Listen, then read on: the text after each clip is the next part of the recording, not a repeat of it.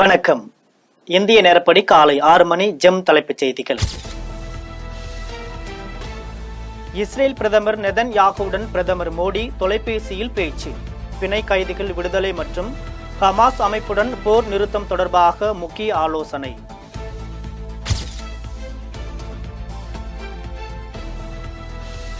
$1916 கோடி செலவில் கொண்டுவரப்பட்ட அத்திக்கடவு அவிநாசி திட்டத்தை தொடங்கி வைத்தார் முதலமைச்சர் மு.க. ஸ்டாலின். ஈரோடு, திருப்பூர், கோவை மாவட்ட விவசாயிகளின் நீண்ட கால கோரிக்கை நிறைவேற்றம்.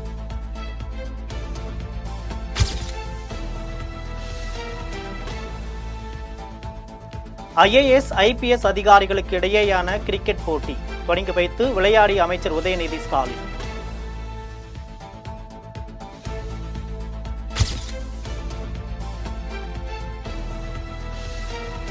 நீட் பெயரில் அரசியல் நாடகம் நடத்தும் முதலமைச்சர் இனியாவது ஆக்கப்பூர்வ நடவடிக்கையில் ஈடுபட வேண்டும் என எடப்பாடி பழனிசாமி வலியுறுத்தல்.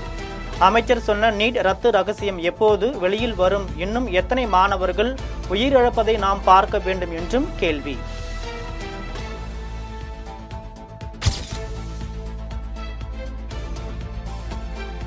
கேரளா, வயநாடு நிலச்சரிவில் பாதிக்கப்பட்டோருக்கு நிவாரணம் வழங்க இந்திய ஜனநாயக வாலிபர் சங்கம் சார்பில் நடத்தப்பட்ட தேநீர் கடையை பார்வையிட்டு டீ அருந்தி நிதி வழங்கிய கனிமொழி MP.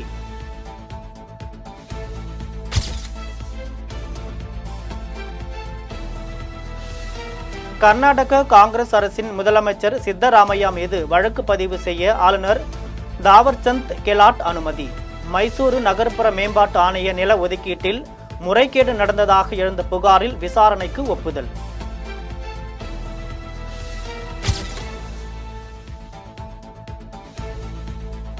விசிக தலைவர் திருமாவளவன் பிறந்த நாளுக்கு அலைபேசி மூலமாக வாழ்த்து தெரிவித்த தாவேக தலைவர் விஜய்.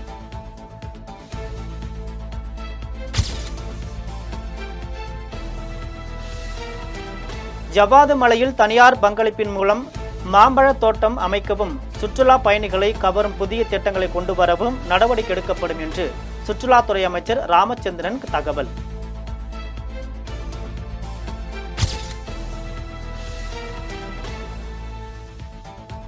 தண்டவாளத்தில் இருந்த பாறை போன்ற பொருளே சபர்மதி ரயில் தடம் புரள காரணம் என தகவல்.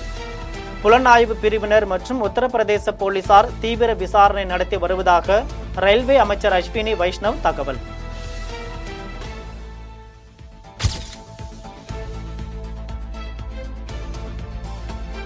ஜாதி மதத்திற்கு எதிரான குரல்களை விட மது மற்றும் போதைக்கு எதிரான குரல்கள் குறைவாகவே உள்ளதாகவும் மாநில அரசுகளே பதவியில் இருக்கும் IAS மற்றும் IPS அதிகாரிகளை வைத்து மதுவை விற்பனை செய்வதாக தொல் திருமாவளவன் பேச்சு.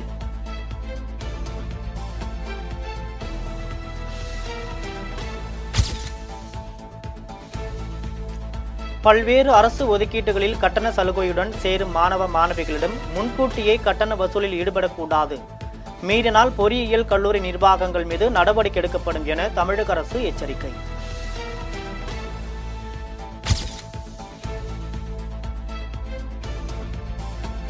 தஞ்சையில் கூட்டு பாலியல் வன்கொடுமைக்கு ஆளான பெண்ணுக்கு சிகிச்சை மறுக்கப்பட்ட விவகாரம். பட்டுக்கோட்டை அரசு மருத்துவமனை தலைமை மருத்துவருக்கு ஒரத்தநாடு மாவட்ட உரிமையியல் மற்றும் நீதித்துறை நடுவர் நீதிபதி நோட்டீஸ்.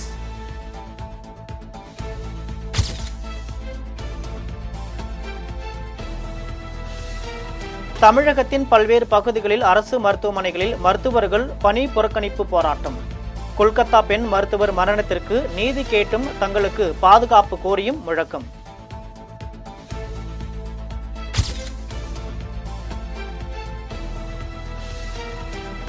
தனது மகள் குறித்து தவறாக தகவல்களை பரப்ப வேண்டாம் என உயிரிழந்த பெண் மருத்துவரின் தந்தை வேண்டுகோள்.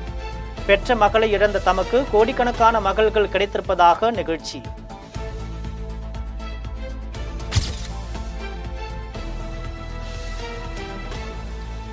சிவகங்கை மாவட்டம் காளையார் கோவில் அருகே காவல் உதவி ஆய்வாளரை அரிவாளால் வெட்டிவிட்டு தப்ப முயன்ற ரவுடியை சுட்டுப்பிடித்த போலீசார்.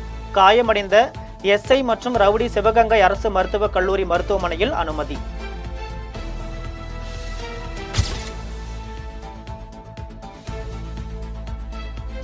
மேற்கு தொடர்ச்சி மலைப்பகுதியில் தொடரும் கனமழையால் விருதுநகர் மாவட்டம் சதுரகிரி சுந்தர மகாலிங்கம் கோவிலுக்கு செல்ல வரும் 20ஆம் தேதி வரை வனத்துறை தடை விதிப்பு.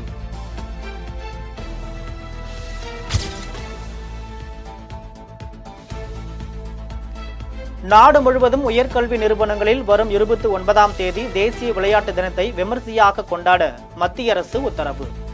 இந்திய ஹாக்கி ஜாம்பவான் தயான் சந்த் பிறந்தநாளையொட்டி கல்வி நிறுவனங்களில் விளையாட்டு தொடர்பான நிகழ்ச்சிகள் நடத்த யுஜிசி வேண்டுகோள்.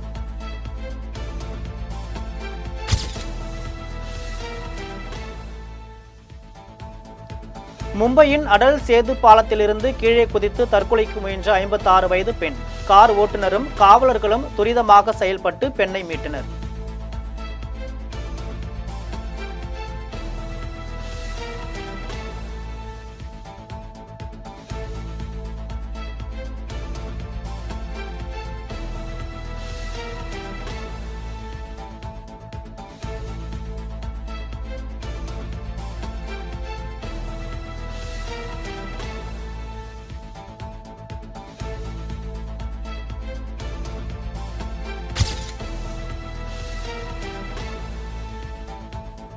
பீகாரில் கங்கை ஆற்றில் 9 ஆண்டுகளாக கட்டப்பட்டு வரும் ஆற்றுப்பாலம் 3வது முறையாக இடிந்தது. 1710 கோடி ரூபாய் செலவில் கட்டப்பட்டு வரும் பாலத்தில் கடந்த ஆண்டு 5 தூண்கள் இடிந்த நிலையில் தற்போது மீண்டும் ஆற்றுக்குள் சரிந்து விழுந்தது.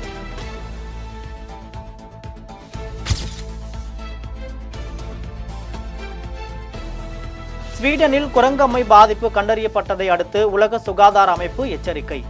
குரங்கம்மை பாதித்தவர்கள் தங்களுக்கு பாதிப்பு இருப்பது தெரியாமலேயே வரும் நாட்களில் வரக்கூடும் என்பதால் ஐரோப்பிய நாடுகள் உஷாராக இருக்குமாறும் அறிவுறுத்தல்.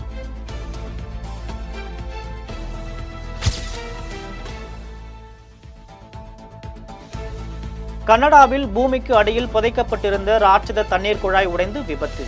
குழாயிலிருந்து வெளியேறிய தண்ணீர் குடியிருப்புகளை சூழ்ந்ததால் 12,000 பேர் பாதிப்பு.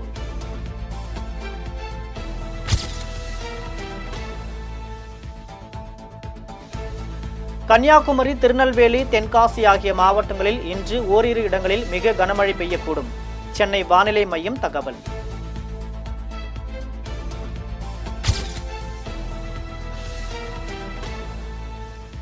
பாரிஸ் ஒலிம்பிக்கில் மனதளவில் தயாராக இருந்த நிலையிலும் முழுமையான உடற்திறனை வெளிப்படுத்த இயலவில்லை என நீரஜ் சோப்ரா கருத்து. இறுதி சுற்றில் பாகிஸ்தானின் அர்ஷத் நதீம் ஈட்டி எறிந்த தூரத்தை தாண்ட வேண்டும் என மிகுந்த நம்பிக்கையில் இருந்ததாகவும் விளக்கம்.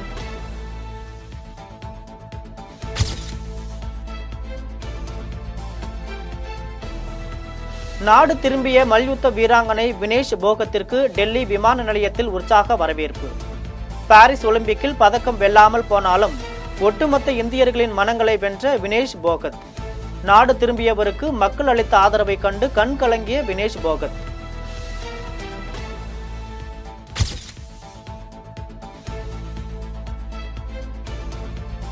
இசையமைப்பாளர் யுவன் சங்கர் ராஜா மீது சென்னை நுங்கம்பாக்கம் காவல் நிலையத்தில் புகார்.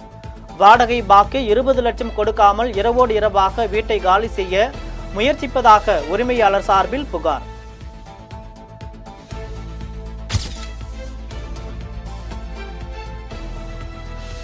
நடிகர் விஜய் நடித்துள்ள கோட் திரைப்படத்தின் ட்ரெய்லர் வெளியீடு.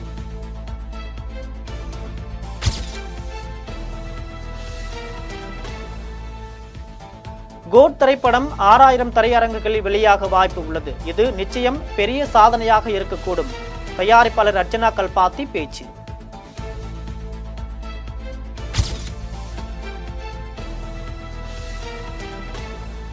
டிமாண்டி காலனி 2 திரைப்படத்தின் வெற்றியை கேக் வெட்டி கொண்டாடிய படக்குழுவினர்.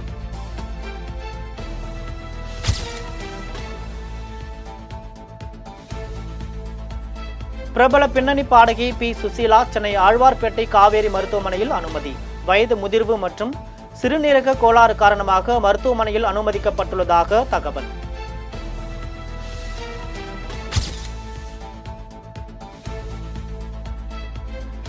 இருக்கன்குடி மாரியம்மன் கோவில் ஆடி கடைசி வெள்ளி பூஜை. பச்சை நிற பட்டுடுத்தி வைகை ஆற்றில் இறங்கி அம்மன் வீதி உலா.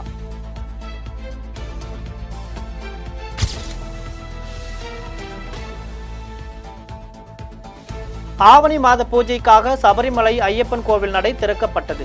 வெளி மாநிலங்களில் இருந்தும் திரளான பக்தர்கள் அதிகாலையிலேயே குவிந்தனர். இத்துடன் ஜெம் செய்திகள் நிறைவடைகின்றன. மீண்டும் ஜெம் செய்திகள் காலை 8:30 மணிக்கு. உடனுக்குடன் செய்திகளை காண GemLive.tv என்ற இணையதளத்தில் இணைந்திருங்கள். நன்றி, வணக்கம்.